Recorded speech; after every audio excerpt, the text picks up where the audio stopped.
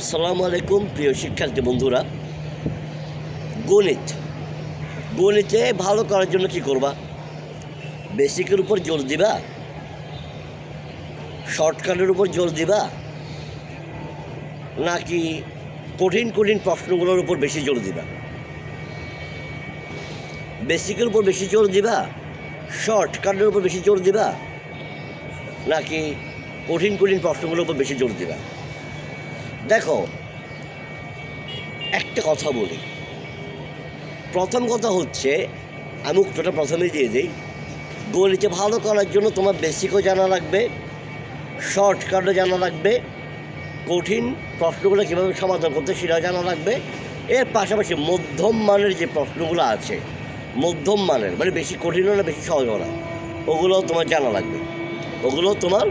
জানা লাগবে। দেখো, বেসিক কেন জানা লাগবে? তুমি একটা অধ্যায় করতেছ, ধরো বীজগাণিতিক রাশি কি সেটাই যদি তুমি না বুঝো, বীজগাণিতিক রাশি কী নিয়ে আলোচনা করে, বীজগাণিতিক রাশির আলোচ্য বিষয়গুলো মূলত কী, ওইখানে কোন কোন জিনিসগুলো তোমার সমস্যা, কোন কোন গাণিতিক সমস্যাগুলো সমাধান করতে হয়, ওইটাই যদি তুমি না জানো, তুমি যদি বর্গের সূত্র, ঘরের সূত্র এগুলো না জানো, তুমি উৎপাদক বিশ্লেষণ করবা।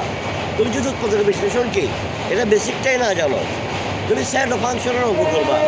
সেট কি, ফাংশন কি, তালিকা পদ্ধতি কি, সেট গঠন পদ্ধতি কি, কার্তেশীয় গুণজ কি, সার্বজনীন সেট কি, সংযোগ সেট কি, সেট কি, এগুলো যদি তুমি না জানো তাহলে তুমি মূল অধ্যায়ে কীভাবে যাবা? ধরো তোমাকে একটা প্রশ্ন দেওয়া হলো যে a² + 1/a² মান বের করো। এখন a² + 1/a², বেসিকটাই তুমি জানো না যে জিনিসটা আসলে কী, এটা কোনখান থেকে আসছে, অথবা এটা গণিতে কোনোটার সাথে কোনো সূত্র কিংবা অনুসিদ্ধান্তের সাথে, গণিতের কোনো সূত্র কিংবা অনুসিদ্ধান্তের সাথে সম্পর্ক আছে কি না, তুমি যদি এটাই না জানো তাহলে তুমি করতে পারবা না। তো বেসিক তোমার জানাই লাগবে। যেমন তোমাদের সৃজনশীলতা বেসিক কিছু প্রশ্ন আসে, যে এমসিকিউতে পোলাপাইন অনেক বেশি ভয় পায়। যারা খারাপ করে গণিতে দেখবা বেশিরভাগ এমসিকিউতে খারাপ করছে, যারা খারাপ করে তাদেরকে গিয়ে জিজ্ঞেস করে বেশিরভাগ এমসিকিউতে খারাপ করে। কিন্তু তুমি যদি এমসিকিউ প্রশ্নগুলো দেখো, বিভিন্ন বোর্ডের এমসিকিউ প্রশ্নগুলো দেখো, হ্যাঁ, আমার কথা বিশ্বাস করার দরকার নেই, আমার কথা তুমি বিশ্বাস করিও না। তোমার সাথে যদি টেস্ট পেপার থাকে তাহলে এসএসসি পরীক্ষা, দাখিল পরীক্ষায় বিগত সালে যে প্রশ্নগুলো আসছে সেগুলো যদি তুমি যাচাই বাছাই বিশ্লেষণ করো, ধরো এমসিকিউ বিশ্লেষণগুলো তুমি দেখবা এমসিকিউতে 30-এ 10 পাওয়ার মতো পাস না, 30-এ 10 পেলে পাস না। দেখবা বেসিক এমসিকিউ 10 থেকে 12টা, দেখবা 10 থেকে 12টা বেসিক এমসিকিউ দেওয়া আছে। দেখিও তুমি কমপক্ষে 10টা বেসিক লেভেলের এমসিকিউ দেওয়া আছে, 10টা। তুমি একটু চিন্তা করলেই পারবা। তো বেসিকটা তোমার জানতে হবে। তাহলে আবার বলতে পারো ভাইয়া কিংবা স্যার, বেসিক তো অনেকেই জানে, তাহলে খারাপ করে কেন? এবার আসো, অনেকে সিলেবাস কমপ্লিট করে না। এখন মনে করো তোমার সিলেবাসে অধ্যায় আছে 8টা, তুমি অধ্যায় করছো 5টা। বোর্ড যখন প্রশ্ন করতেছে, বোর্ড কি 5 অধ্যায় থেকে প্রশ্ন করতেছে? না, বোর্ড 8 অধ্যায় থেকে এমসিকিউ প্রশ্ন করলো, বোর্ড 8টা অধ্যায় থেকে এমসিকিউ প্রশ্ন করলো। এই 8টা অধ্যায় থেকে যখন এমসিকিউ করলো, যে 3টা অধ্যায় তুমি করো নাই, ওই 3 অধ্যায় বেসিকও তুমি জানো না। বুঝে গেছে তুমি কোনখানে তোরা রাখাইছো? বুঝে গেছে? তো বেসিক জানা লাগবে 1 নাম্বার। 2 নাম্বার হচ্ছে কিছু মিডিয়াম টাইপের প্রশ্ন থাকে, যেগুলো বেশি সহজও না কঠিনও না, ওই প্রশ্নগুলোর সমাধানও তোমার করতে হবে। 3 নাম্বার হচ্ছে কঠিন মানে কিছু প্রশ্ন থাকে, কিছু প্রশ্ন আছে এগুলো আমি টিচার, আমার জন্য সহজ, ঠিক আছে? তো আমি মনে করো আমি যাদেরকে পড়াই আমি তাদের টিচার, আমি যাদেরকে পড়াই আমি তাদের টিচার, কিন্তু আমি নিজেও গণিত শিখি ভাই, সত্যি কথা। আমি নিজে প্রতিদিন অনেক কিছু শিখতেছি। ওই হিসাবে তুমি আমাকে একজন ছাত্রও বলতে পারো, কোনো সমস্যা নেই। কঠিন লেভেলের কিছু প্রশ্ন তোমাকে সমাধান করতে হবে। ওই কঠিন প্রশ্নগুলো কীরকম আসে তুমি দেখবা, বেশিরভাগ জায়গায় যখন বোর্ডে একটা প্রশ্ন ঘুরায়, তুমি যদি একটু ভালো করে সূক্ষ্মভাবে খেয়াল করো, দেখবা যে প্রশ্নগুলো কঠিন করছে, ওই প্রশ্নগুলো যদি তুমি বেশিরভাগ অ্যানালাইসিস করো, দেখবা যে একটু ঘুরে দিছে, একটু কি দিছে, ঘুরে দিছে। তুমি প্রথম 4-5 লাইন যদি সমাধান করতে পারো, অর্থাৎ তোমাকে তো মনে করো 2-1 লাইন দেওয়া আছে, অথবা জাস্ট দেওয়া আছে A সমান এটা, অথবা B সমান এটা, অথবা 1 সমান এটা, অথবা এরকম যে কোনো সেটা দেওয়া আছে। কিন্তু এটা সমাধান করার সময় তুমি যদি প্রথম 3-4টা লাইনের সমাধান কীভাবে করতে হবে ওইটা বুঝে যাও, দেখা যাবে এর পরেরগুলো তোমার অটোমেটিক মনে পড়তেছে।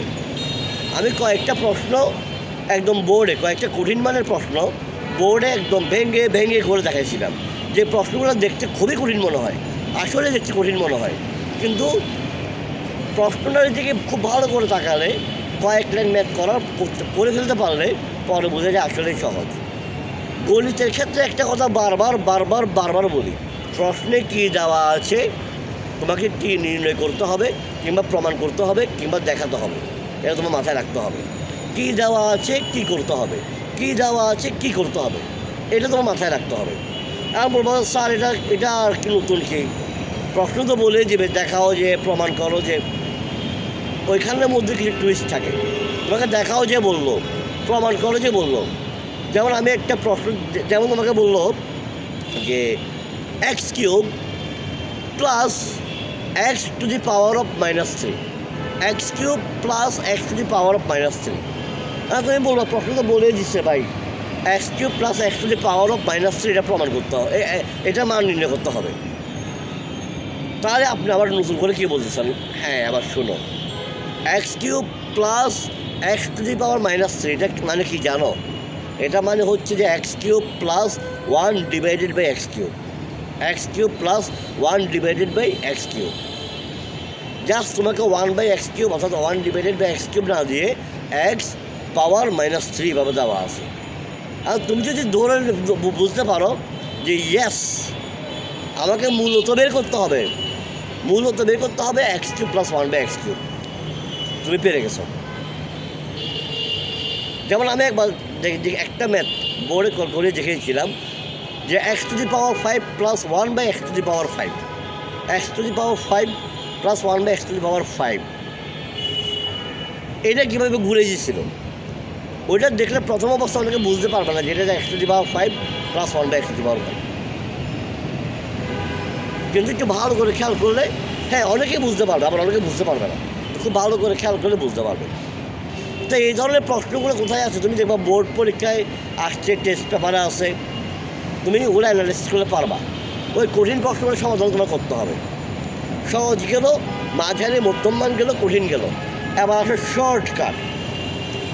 শর্টকাট জিনিসটা বেশিরভাগ ইফেক্টিভ কার্যকরী হচ্ছে MCQর জন্য। MCQতে 30টা MCQর জন্য 30 মিনিট সময় পাবা। 30টা MCQর জন্য 30 মিনিট সময় পাবা। তোমাকে এমন প্রশ্ন দেওয়া থাকবে যে প্রশ্নটার সমাধান 1 মিনিটের মধ্যে করা যায়। এখন ধরো একান্ত যায় না, তাহলে কী করবে জানো? তোমাকে 10টা প্রশ্ন এমন দিবে যেগুলো তোমার মনে করো যে কি, যেগুলো করতে তোমার 20 সেকেন্ড 30 সেকেন্ডের মধ্যে তুমি করে ফেলতে পারবা। যেমন তোমাকে বললো বর্গক্ষেত্রের এক বাহুর দৈর্ঘ্য 4 সেন্টিমিটার, ক্ষেত্রফল কত? তুমি বলবো এক বাহু 4 সেন্টিমিটার, ক্ষেত্রফল 4² 16 সেন্টিমিটার। কয় সেকেন্ড লাগছে তোমার? লাগছে? ঠিক আছে, এরকম আরও অনেক প্রশ্ন আছে, ঠিক আছে। তো মনে করো আমি একটা বললাম, এরকম আরও অনেক প্রশ্ন আছে। যেমন ত্রিভুজ আঁকার জন্য কয়টি শর্তের প্রয়োজন? 3টে শর্ত। কয় সেকেন্ড লাগছে?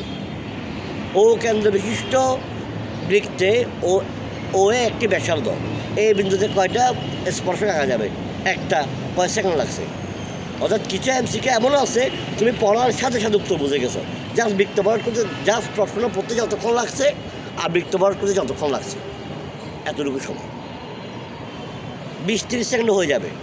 আর কিছু প্রশ্ন আছে যেগুলো হয়তো তোমার সমাধান করতে 1 থেকে 1.5 মিনিটও লাগতে পারে, তবে তুমি যদি ট্রিক্স জানো, তুমি যদি টেকনিক জানো, ওগুলো 1 মিনিটের মধ্যে পারবা। যেমন কালকে আমি একটা প্রশ্ন দিয়েছিলাম যে এক্স ইকুয়ালস √5 + √3, 1/x ইকুয়ালস কত?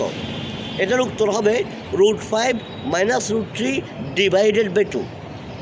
এই এমসিকিউগুলো তুমি যদি গতানুগতিকভাবে সমাধান করতে যাও তোমার অনেক সময় লাগবে, কিন্তু তুমি যদি ট্রিক্স জানো, টেকনিক জানো, 20 থেকে 30 সেকেন্ডের বেশি লাগবে না। 20 থেকে 30 সেকেন্ডের বেশি লাগবে না। এক্সের মান দেওয়া থাকলে 1/x এর মান কয়েক সেকেন্ডে বের করা যায় এমসিকিউর জন্য। হ্যাঁ, যদি সৃজনশীল দেয় অথবা সংক্ষিপ্ত প্রশ্ন দেয় তখন তো তুমি খাতায় করে দেখাবা, কিন্তু এমসিকিউতে তো তুমি জাস্ট বৃত্ত ভরাট করবা। যে বৃত্ত ভরাট করার জন্য তুমি শর্টকাটে চিন্তা করো আর বিশদভাবে চিন্তা করো, যেভাবে চিন্তা করো ওএমআর মেশিন কি বুঝবে বৃত্ত সঠিক না ভুল। ঠিক আছে, বুঝে গেছে? কারণ ও এমসিকিউ কাটা হয় ওএমআর তো আর দেখবে না যে তুমি কীভাবে চিন্তা করছো। ওএমআর জাস্ট চিনে সঠিক উত্তর এই বৃত্ত বলার সেগুলো নাম্বার পাবো না, নাম্বার পাবা না। যদি এটা সৃজনশীলে আসে তাহলে অথবা সংক্ষিপ্ত যায়, তখন তো তুমি লেখে করবা।